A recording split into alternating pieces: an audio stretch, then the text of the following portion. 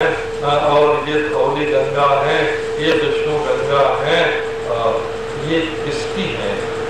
निर्मम सत्य का दर्शन होता, जिसका मालिक सिवाय परमात्मा के दूसरा कोई नहीं हो सकता। जब ममता वाली चीज देखते हैं तो हृदय में ममता का उदय होता है, और जब निर्मम वस्तु को देखते हैं, तीर्थ यात्रा का महत्व क्या है?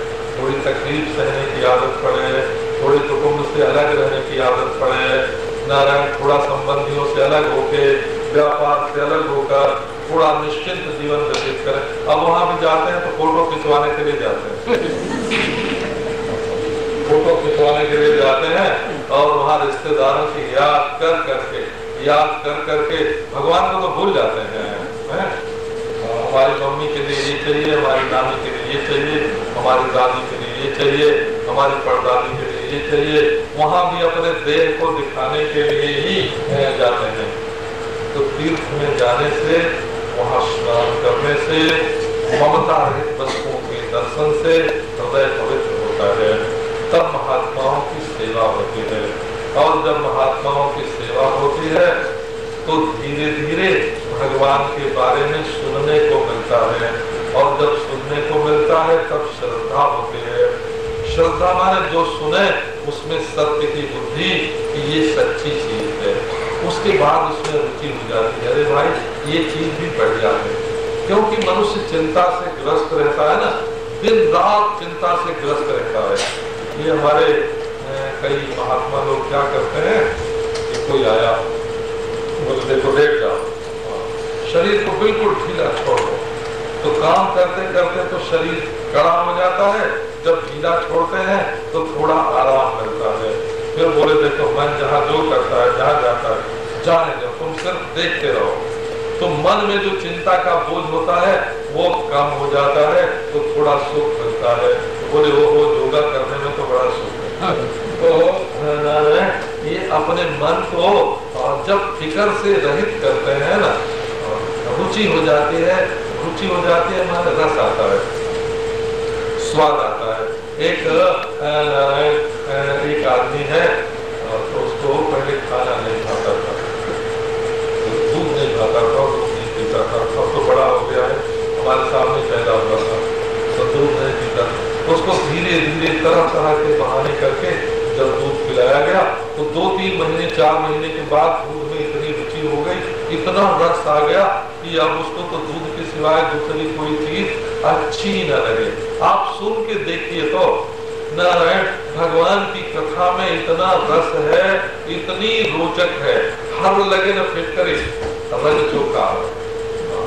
आप कोई दक्षिणा मत दीजिए, नारायण आप कोई भेंट मत कीजिए, आप कोई चंदा मत कीजिए, पर नारायण ये सब तो संसारी स्वार्थ की बात है। आप खूब प्रेम से जहाँ जहाँ वक्ता ले जाए, अपने मन को भगवान की उस लीला कथा में थोड़ी देर के लिए ले चलिए। आप निश्चय रखिए, आपकी दुकान का कोई नुकसान नहीं होगा, आपके घर में कोई उपद्रव नहीं होगा, आपका काम और बढ़िया बनेगा। परंतु थोड़ी देर के लिए सबकी चिंता छोड़कर इसमें रुचि लीजिए, इसमें रस लीजिए। तो जब सुनने लगते हैं भगवान की कथा, तो भगवान काम के रास्ते से वो हृदय में प्रवेश करते हैं, और वहाँ जो गंदगी होती है उसको साफ करते हैं। और नारायण धीरे धीरे जब सुनना पड़ता है, तब काम क्रोध लोभ, काम में क्या होता है? काम में शरीर में पीड़ा होती है बहुत नारायण, और काम में अपना मन पराधीन हो जाता है कि हमको तो नारायण उससे हमारा सुख तो वहाँ रखता है। जैसे अपने घर पैसे को पराये घर में रखते, हमको ऐसा मालूम है, और कई उद्योगपतियों करोड़पतियों के बारे में, अरबपतियों के बारे में मालूम है कि जब छापा पड़ने के डर से उन्होंने अपनी वस्तुएं दूसरों के घर रख ली, तो वहां से लौट के नहीं आए, लौट के नहीं आए, विदेश में रख दी, विदेश से लौट के नहीं आए। ये स्थिति है महाराज। तो कामना जो है वो हमारे सुख को दूसरे के घर में ले जाके रखती है। हमारा सुख तो इस औरत में है, इस घर में है, इस मर्द में है, अपने अपने सुख को गिरवी रख देना किसी के घर में नारायण, पराधीन बना देना, उसका गुलाम हो जाना है। अब लोग क्या है महाराज, अपनी दरिद्रता का प्रदर्शन है, हमको ये चाहिए, ये चाहिए, ये चाहिए। क्रोध क्या है, हमारे दिल में आग लगी है, ये दिखाना है।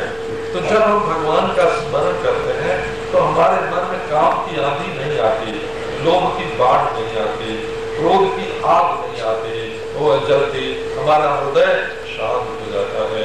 और जब हृदय शांत हो जाता है नारायण, तब धीरे धीरे उसमें भगवान की भक्ति काम लोभादेशजे चेत एतैरनाविद्धं स्थितं सत्रे प्रसीदति। जैसे पानी में जब कोई गंदगी न रहे तो निर्मल हो जाता है। जैसे सरोवर है, अब एक सज्जन वहाँ गए महाराज कि हम सरोवर में अपना मुँह देखेंगे। अब सरोवर में तो गंदलापन बहुत था और तरंगे नहीं थी, तो अपना मुँह कैसे दिखे। यदि आप अपने को पहचानना चाहते हैं तो ये जो आपके हृदय का सरोवर है ना, इस सरोवर में एक तो काम क्रोध की गंदगी नहीं चाहिए और एक चंचलता नहीं चाहिए, फिर आप अपने आप को देख सकेंगे। असल में हालत ये हो गई है कि हम दूसरों को तो देखते हैं परंतु अपने आप को नहीं देखते हैं। दूसरे के घर में दूसरे की पूंजी की बात करते हैं, उसके घर में इतना रुपया है, जैसे आप कोई सावे की खा गया हो, है ना, झूठ मूठ की कल्पना करते हैं और अपने भीतर क्या है इसका बिल्कुल ज्ञान नहीं है। तो जब हृदय शुद्ध होता है तब अपने हृदय में अपनी परछाई पड़ती है, अपना प्रतिबिंब पड़ता है, उसमें भगवान की परछाई पड़ती है और एक निर्मलता, एक प्रसन्नता आ जाती है।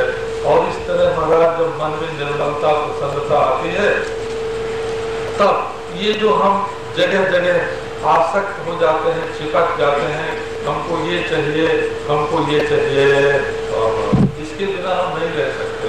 ये भगवान आपको सच बताता हूँ, एक करोड़पति एक बार हमको अब से 40-45 वर्ष पहले रतनगढ़ में मिले थे। वो कहते थे कि उस लड़की से अगर हमारी शादी नहीं होगी तो मैं कुएं में कूद के मर जाऊंगा। ऐसे बोलते थे, उस लड़की से हमारी शादी होनी चाहिए, नहीं तो मैं मर जाऊंगा। अब देखो ऐसा, उसके पास करोड़ों की संपदा, बड़े बड़े मिल कारखाने और नारायण, वो उसके मन की स्थिति ये, तो मन में निर्मलता नहीं है, आसक्ति छूट जाए, कहीं चिपको मत, हम इसके बिना नहीं रह सकते, हम इसके बिना नहीं रह सकते।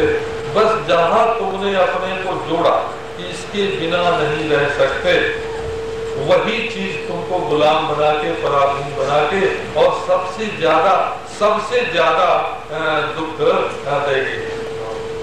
जिसको शराब पीने की आदत पड़ जाती है, लोग शराब पिलाकर उससे बुरा बुरा काम करवा लेते हैं, उसके मन की निकाल ले, जानते हैं कि इसको जहाँ एक बोतल मिली और बस ये हमारी मुट्ठी में आया। आजकल क्या नाम है, ईमानदारी की भी कीमत होती है।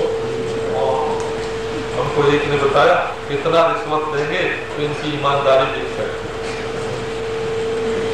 नारायण, ऐसी स्थिति हो गई है, तो अपनी ईमानदारी को आप बेचो मत। किसी भी वस्तु के प्रति, चीज के प्रति या किसी व्यक्ति के प्रति, किसी जात के प्रति, आदमी के प्रति आपके मन में इतनी आसक्ति नहीं होनी चाहिए कि आप उसके गुलाम बन जाएं। तो जब भगवान के प्रति आसक्ति आपको होगी तो दुनिया की जो आसक्तियां हैं वो मिट जाएगी। फिर कोई आता है, कोई जाता है, कोई मरता है, कोई जीता है, कुछ मिलता है, कुछ बिछुड़ता है, इसमें आपके लिए कोई भेद नहीं रहेगा।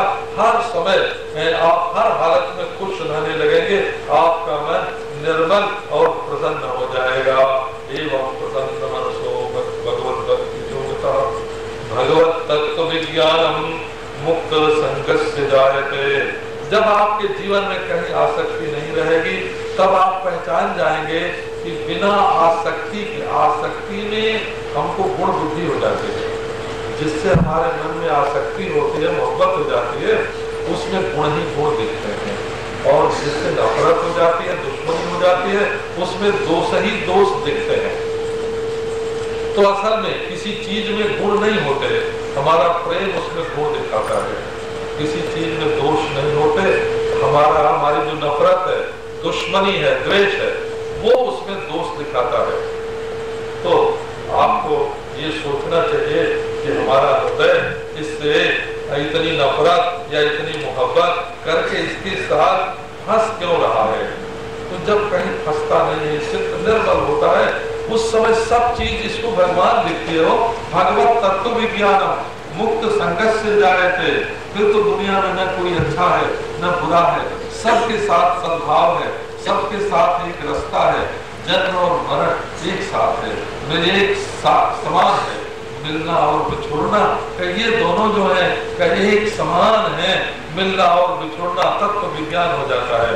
तो तत्व विज्ञान की ये ब्रह्म और आत्मा की एकता का अनुभव हो जाता है। उससे क्या होता है, विद्यते हृदय ग्रंथि छिद्यन्ते सर्व संशयाः क्षीयन्ते चास्य कर्माणि तस्मिन् दृष्टे परावरे। बड़ी से बड़ी चीज जिसको हम समझते हैं वो परमात्मा से छोटी होती है, और जब उस परमात्मा का दर्शन हो जाता है तो दुनिया की जो छोटी छोटी चीजें हैं उनमें हमारे दिल की गांठ नहीं लगती, हम उनके साथ बनते नहीं, चिपकते नहीं, निर्भय होकर के, निर्द्वंद होकर के सब काम करते हैं। नहीं तो ये न छूट जाए, ये न टूट जाए, ये न मिट जाए। जहाँ परमात्मा का बोध हुआ, जीवन में निर्भयता आ गई। विद्यते हृदय ग्रंथि, दिल की गांठ, काम की गांठ, किसी की इच्छा, किसी के साथ हम इच्छा से बंधे हुए हैं, किसी के साथ हम लोभ से बंधे हुए हैं, किसी के साथ दुश्मन के साथ क्रोध से बंधे हुए हैं। ब्रह्मा विष्णु महेश की भी गांठ बिल्कुल छूट जाती है, हृदय की गांठ खुल जाती है। और अज्ञान से जो संशय मन में होता है, कहीं ऐसा न हो जाए, कहीं ऐसा न हो जाए, कहीं ऐसा न हो, कहीं ऐसा न हो, ये सारे संशय कट जाते हैं। और जन्म जन्म के जो कर्म है, इस जन्म के जो कर्म है जिनका भोगने के लिए हमको संसार सागर में भटकना पड़ता है, वे सब के सब कर्म क्षीण हो जाते हैं और मनुष्य मुक्त हो जाता है। इसलिए श्रीमद् भागवत का सार क्या है कि यदि मनुष्य के जीवन में समझदारी है, अतो वै कवयो नित्यम भक्तिम परमया मुदा वासुदेवे भगवते कुर्वन्त्यात्म प्रसादनी। इसलिए जो समझदार आदमी है, जो भूत और भविष्य के रहस्य को जानते हैं, क्या हुआ और आगे क्या होगा और इस समय क्या हो रहा है, वे हमेशा ही अपने मन को भगवान के साथ जोड़कर भविष्य के लिए भगवान पर विश्वास करते हैं। नारायण भूत को भगवान के प्रति समर्पित कर देते हैं, वर्तमान को में भगवान को देखते चलते हैं, उनको सब जगह परमेश्वर का दर्शन होता है और आनंद में भरे रहते हैं, छलकते हुए चलते हैं। वो जो बोलते हैं उसी का नाम संगीत हो जाता है हो, और वो जो चलते हैं उसी का नाम नृत्य हो जाता है। प्रेम में भरकर चलो, नाचते हुए चल रहे हो, और प्रेम में भरकर बोलो, गाते हुए चल रहे हो। जिसको छू दो, उसमें रस का संचार हो जाए, वो सुखी हो जाए। जिसके ऊपर तुम्हारी नजर पड़े, तुम्हारे दिल का सुख उसके ऊपर बरस पड़े। जिसको देख करके तुम मुस्कुरा दो, वो बाग बाग हो जाए। अपने जीवन को ऐसा महाराज, ऐसा चिंतामणि बनाओ, ऐसा कल्प वृक्ष बनाओ, ऐसा कामधेनु बनाओ, ऐसा भगवानमय बनाओ कि तुम्हारा जीवन सबको सुख देता हुआ, सबको रस देता हुआ चले। ओ शांति। अब आप लोग बैठे रहो, आपकी होगी। हाँ, अब आप आगे की तैयारी होगी। कीर्तन करो, थोड़ा संकीर्तन करो। राधे राधे गोविंद गोविंद राधे मैं आता हूँ।